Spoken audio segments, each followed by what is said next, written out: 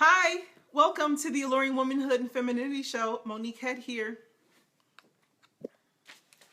Get on my notes. Okay, so I have this thing on the side and it's all good now. Hello, ladies. Let me get this desk in order. Okay, so I'm just trying to make sure that my vision and everything is all good. It's all clear, said and done. Okay, this is good. Welcome to the Alluring Womanhood and Femininity Show again. My name is Monique Head, relationship coach to passionate, marriage-minded women, and you can catch me here Monday through Friday at 12 noon Pacific, 3 p.m. Eastern, here in this community. And if you happen to be watching the replay, the recording of this live broadcast, you can click in the description box below to get access to my community, and you'll also get a complimentary video series that's titled Becoming the Woman Who Gets Everything That She Wants, especially for men. So if this appeals to you, maybe you've been watching the show for some time, go ahead and click in the description box below and you can get access and find me there. So today's title, I really want to speak about a woman's words, right? The alluring woman's words, because as women, you know, we have a lot of power, we have a lot of influence, and I say this all the time: where women go, society goes. And as women, we reign in that position of influence, meaning that we influence men more than they influence us. Okay, and we have the power.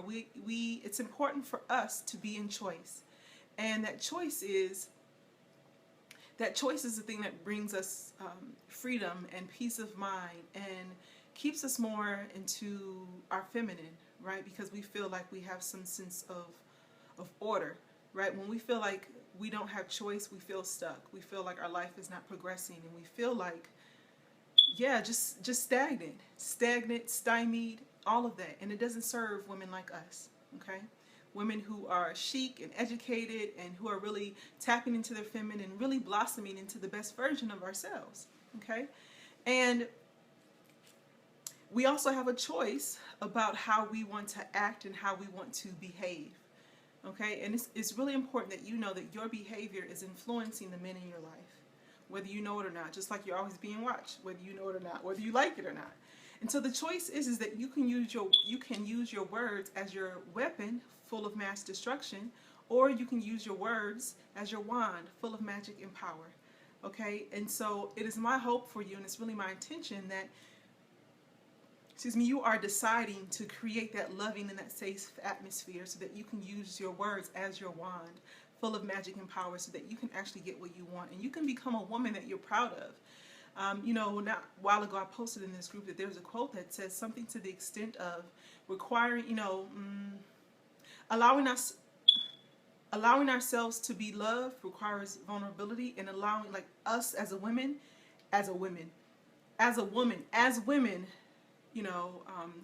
learning to love, it requires a lot of courage. And that's the thing, you know, it's easy for us to lash out. It's easy for us to pop off. It's easy to do the things that don't always serve us well. Like, it's so easy to take that route. But the path of intimacy, the path of passion is really straight and narrow, you know? And there are a lot of skills. There are a lot of skills that maybe you haven't been taught. There were some things that I didn't know, but I knew that there was a better way. I just didn't know how to get there, right? So that's why it's so important for me to be able to bring this alluring womanhood and femininity show to you, to speak about the alluring woman, to talk about the importance of feminine allure, and how it's important for you to really operate in your feminine allure so that you can bring your best to your everyday and to your relationship, okay? Because I know that you want to feel good, you want to boost your confidence, you want to be proud of the woman that you are and how you're showing up in the world. And one of the best ways to do that is really by understanding the power of your words. So since July 4th, I guess, my uncle really introduced us to this Game of Thrones. And so if you're a Game of Thrones fan, let me know. And so, you know, my husband and I really got into this series, and so basically we binge watched all 6 seasons in like 3 weeks, 3.5 weeks or so, and it was really, really good. I love the Game of Thrones. I love not the gore and the violence, but I really love the storyline. I love the history. I love the context, the geography. Like, it really just, you can just tell that there was a lot of research and a lot of work that was done, and a lot of details, because there are a lot of intricacies highlighted, you know, in this series. And if you are a fan, if you are familiar with Game of Thrones, there was one episode where Oberyn's daughter, who was, I guess, the Prince of Dorne, and the Prince of Dorne fought, he was the champion for Tyrion Lannister, and fought against the Moten to avenge his sister's death, and I think avenge maybe his brother or his father's death as well. And so, unfortunately, he died. Sorry if I'm messing it up for anyone, but unfortunately he died. And what happened was that, I don't see anybody here. Is my time right? Okay. And unfortunately, if you're here, go ahead and let me know. Say hello. Just check in and let me know who you are and where you're watching from. So he died, and then his daughter wanted to, hey, Tammy, I see you, girl. What's up? And his daughter wanted to avenge his death. And so one of the things that she mentioned is that her father, Oberyn, the character who died, is that the character said that a woman has two weapons, you know, tears, crying, tears, or the spear. And so when he said tears, he looked to her mother, and she chose to use her weapon, the spear. That's what she wanted to do. And of course, you know, there was just a lot of violence during that time. I mean, just the way that people were executed was just so gory. Oh my goodness. It's a little too much of my heart and my spirit. And it's not something, to be honest, that I would watch alone, because I don't like those kind of really, really suspenseful type shows. But it made me think about something. And that's what the young woman said, you know. Well, the man acknowledged that, you know, a woman has two weapons. She can use a spear, or she can use her tears in order to get what she wants, right? And tears sometimes can be used as a tool for manipulation. And I don't want to talk about anything that's coming from corrupt intent. Tears can also be seen as something that's very, very beautiful, especially if you're a type of woman and, you know, people view you as like superwoman and you got it going on and you're always in line and you're buttoned up and everything is in order. You know, tears allow us to be vulnerable and for people and men to see that softer side. I remember I had a guy who told me, he's like, I never see you cry. I was like, why do you want to see me cry? Because I was so guarded, you know, I was so guarded. And instead of crying, what I did was I attacked, right? I used my words as my weapon. You not doing this right. You don't never do that. You always, like all that stuff, you know, and of course I had the hair popping with it too. But I didn't feel good about that. Like I knew that there was a better way, and that just caused a lot of strife. You know, it caused a lot of strife, and that was something that I carried with me. And until I met my husband, you know, and even before getting married, I was like, look, I got to get this under control, because I don't want to influence the children, God willing, that we're going to bring into this relationship, like into this world, right? And it's important, just like I don't want to give, just like it was really important for me to be with a strong man who I could yield to his leadership. That's important for me. Someone that I could yield to his leadership, someone that I really respected, because I don't want to give birth to a generation of wimpy men. It's important that I'm not giving birth to a generation of women who are just out of control, right? Because we haven't been taught. We haven't been taught. So, you know, it's easy. When we're young girls, we can huff and puff and blow the house down and do all these things to get our way, crying and huffing and puffing primarily. However, as we step into alluring womanhood, we have to know that those things no longer serve us, and that type of way of being will bring forth no profit. And if you're listening to this and you're watching it and you feel convicted, then open up your heart. This isn't a chance, or, you know, it's not my intention to really condemn you, but to really show you something different, to expose you to something that could really change and make a shift, not only in your perspective, but also that can really change the trajectory of who you are as a woman and how you're showing up, but also what could be a beautiful and wonderful relationship with the man that you want and that you love. So I thought about, as I was thinking about this topic, and it came to me, very important to be able to yield to your man. Yeah, well, I'm glad that you're in agreement, because a lot of women aren't. A lot of women aren't, and it's all good. You know, it's good. Whatever you want, you know, for yourself, and just understand. Yeah, it's not always easy though, girl. Who you telling? That's what I said. For women like us who are chic and educated, self-sufficient, it can be difficult, especially when you're not used to it. And this is where my story comes in, because I was a woman who was so used to getting my way. I'm the only girl. I have 4 brothers. I was used to men doing for me, right? I graduated from law school. This guy purchased a car for me, paid it for a year, and while another person was paying the insurance, you know, I was just really taken care of. I was just really taken care of, and that, like, I wasn't even having sex. Like, I didn't even kiss this man. But it was interesting though when I ended my relationship, and I told him, and at that time I had met my husband, or the man who became my husband, and he was like, "What about me?" And I was like, unfortunately, we're not compatible, right? Because I knew that he was trying to lead with his money, and that wasn't what I wanted.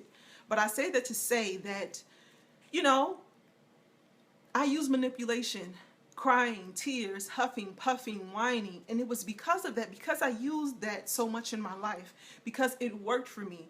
What I realized is that when I got into a relationship with a man who loved me unconditionally, right? I'm talking about the kind of love that really transforms you. I really knew that this wasn't going to work. And he even told me, my husband was like, "Look, you pretty girls, you've been getting away with too much, okay? So that's not going to work. That's not going to work." It's important for me to step into alluring womanhood, to be an adult, to be able to advocate for myself and what I want with grace, so that I don't have to sound like a child. So what I was going to say before getting into a tangent was that one of my girlfriends, and she is actually the inspiration for allure, like feminine allure. And I say this because she's just so graceful, like the epitome of grace and regality. I don't even know if that's a word, but when people see her and have a conversation with her, everyone, like people we went to college with, and we was like, "Oh, did you talk to Lauren? Have you seen her?" And the thing that we say is like, she's so regal, she's so beautiful, she's so graceful in her communication, and I've always admired her. Like that side of her, it really just sparked something in me, because I saw something in her that I wanted for myself. And that's also a part of alluring womanhood, right? By like when you compliment other women, when you admire things in other women, when you have like a girl crush, it's because you see their greatness, and that's something that you want, or you recognize that because that's something that you also have, okay? Because iron sharpens iron, right? And you'll see it. You'll be able to see the strength. But one of the things that I noticed is in her family too, and she mentioned this to me growing up, was that she was just always just so able to express herself so beautifully. And growing up, her parents, didn't allow her or her siblings to kind of huff and puff and whine and whatnot. They really had to, when they said, "Well, hey, how was your day at school?" just to say fine wasn't acceptable. Oh, it's fine. But they really taught them how to speak and how to advocate for themselves. If they wanted something, how to come up and produce a plan. And, I attributed that to, her mom being, well, now she completed her PhD dissertation, but just really being educated and really setting her up. I admire that her parents set her up with that skill set that will not only help her, that will help her in life. And that was something that I knew that I lacked within myself, because, our parents do the best that they can do. They do the best that they can do. And if you're listening to this, and you're feeling some kind of way, this is just your opportunity to take it all in, like to make a shift in your life, make a shift in how you want to be, make a shift in how you want to be perceived, and the legacy that you can leave, okay? So, what did I write down today? Yeah. So, one of the things that I also want you to know is that anytime women like us, anytime that we have an unmet, anytime we find ourselves lashing out, feeling resentment, oh, that's a big thing. We feel so much resentment because we have betrayed ourselves, or like we're with the man and he doesn't get it, and he doesn't get it because he doesn't know what we want, and he doesn't know what we want because we can't express that purely. We're always here we go, see, feminine allure exposed. We frequently say, we hint and we hope without really just expressing our desires purely. And then we get mad at him when he doesn't know. And then we experience a lot of resentment. And that is the thing that causes a lot of friction in relationships. Okay? Give me some hearts. Let me know if you're feeling me, y'all. Because what's going on with the participation today? Or maybe this is like really good. I don't know. Which one is it? So I want to say this. So true. Thank you, Nicole. Thank you, everyone. I appreciate that. So what I wanted to leave you with are just some benefits. Some results, what you can expect, the vision that you can step into when you are able to use your words as your wand, full of magic and power instead of your weapon. And it's so hard. Oh my gosh, it's so hard. But it can be a lot easier if you allow yourself to be guided. If you're in a community of women who are practicing the same sets of virtues, the same sets of skills, the same sets of practices, really, and using the same sort of tools, because they have the same vision, right? They are women who are like-minded and are on the same path. And if you find yourself you wanting to be in that sort of community, if you want to have a conversation about this is really speaking to you, then you can email me. Let's have a conversation. Monique at feminineallureacademy.com. In the subject line, put "Let's talk." And tell me what is the challenge. Tell me 3 things. What's the challenge that you're having right now? Why do you want to change that? Why do you believe that I can help? And we can schedule a time to talk, okay? But one of the benefits that you're going to be able to experience when you begin to use your words as your weapon, as your wand, right? Not a mass destruction, not controlling and picking at a man's spirit. Because really, when you pick at a man's spirit, you pick away at yourself, because we're all connected. But really, one of the things that you're able to experience is more connection. You're able to create, each of you ladies, right? All of you have the capacity. I believe that you have the capacity, because we were designed for that, to be the nurturers, to create that immense emotional connection, the type of connection that makes you feel safe, and the type of connection that can nurture a man's masculinity, so that ultimately you can be cared for, you can be loved, you can be cherished and treasured and adored and seen and heard and acknowledged. When you're able to express yourself, when you're able to speak up, right? In a way with tenderness and vulnerability and polish and grace and poise and clarity, really, it creates a sense of safety. It creates this sense of safety, because what happens is that sometimes, we want men to do things for us, whether it is you want him to take out the garbage, you want him to plan a date. Shoot, you just want him to call you back. You just want him to ask you for your number, whatever it is. That's the early. But for ladies who have, you have someone in your life, or maybe there has, someone from your past, and you're thinking about maybe what went wrong, what's going on. And sometimes, this is really difficult, and this work is so important, because this skill set, or the lack of this skill set, will have women to believe that they're not worthy or capable of having a healthy relationship. Okay? And that's not true. Relationships, and learning how to manage, learning how to sustain that, is a skill. Like, it's just like learning how to drive a stick, okay? Or learning how to roller skate. You have to, someone has to teach you. That's what it is. Someone has to teach you. Okay, so I got that. So number 1, it creates connection. Emotional connection, and that emotional connection can create trust. And when you are able to relax, like when you're able to relax into when you're able to trust and feel safe, both you and your man are able to relax into the relationship. And that's really where that safety that you want, where you can feel vulnerable, you can really open up, and you can just, experience, like, fully express yourself in a loving relationship. Because I know one of the things is that if you're using your words as a weapon, you're not fully expressed, because you're guarded, right? When I say full expression, I'm talking about, just being able to exhale. Something as simple as that, right? You want to be able to show love. Maybe cooking is something that you do, but you like, I ain't even making you a sandwich right now. I'm not even going to make you a sandwich because I'm mad. And I can't express myself, and you should know what I want, because we've been around for, we've been together for a long time. But that's not the way it goes. That will not bring forth women like us profit. Okay, so the second benefit of when you're able to use your words as your wand, full of magic and power, is that you get to remain in integrity. You get to really stand for yourself, advocate for yourself on what you want, and actually have the opportunity to get it, because a man knows what you want, and then he can't wait, right? He can't wait to make you happy. The third benefit is you are able to bear witness. You'll be able to bear witness to your own feminine growth and development. Okay, and that's just really, really important, to be able to see to be able to bear witness to that, because sometimes we can do things and not see the progress.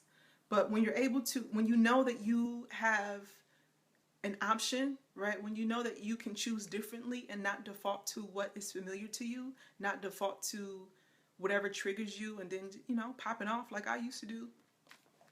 And like I still do sometimes. Like I can't lie. It's not like I have to practice. I have to practice. I have to practice. I have to practice.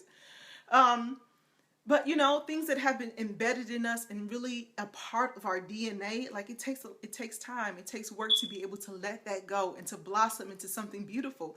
If you've seen my 3-part video series where I talk about the orchid, you know, the orchid died. And rather than throwing away, this man, my former colleague, gave me a word to say, you know, that plant will grow back, right? But I didn't know that was possible. I mean, I know that plants grow back, but I didn't know if that specific one could. And I didn't know, I didn't have the skills really, because I was overwatering it when really it doesn't require a lot. I don't know if I had created that right environment.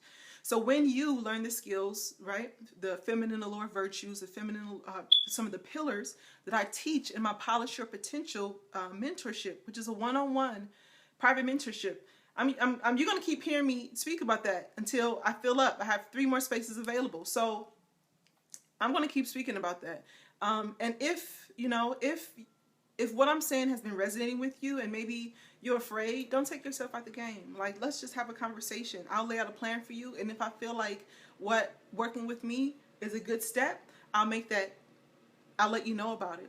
If I feel that maybe working with a colleague of mine it would benefit you, I will make that referral to them, refer you to them. Because I want to help you in whatever is going to be in your best interest, okay? So if what I'm saying today resonates with you, right? If you are a woman and you have been using your words as your weapon instead of your wand, you want to make that switch, right? You feel like you want to do better, but you just don't know how. Email me, Monique@feminineallureacademy.com, and in the subject line put "Let's Talk."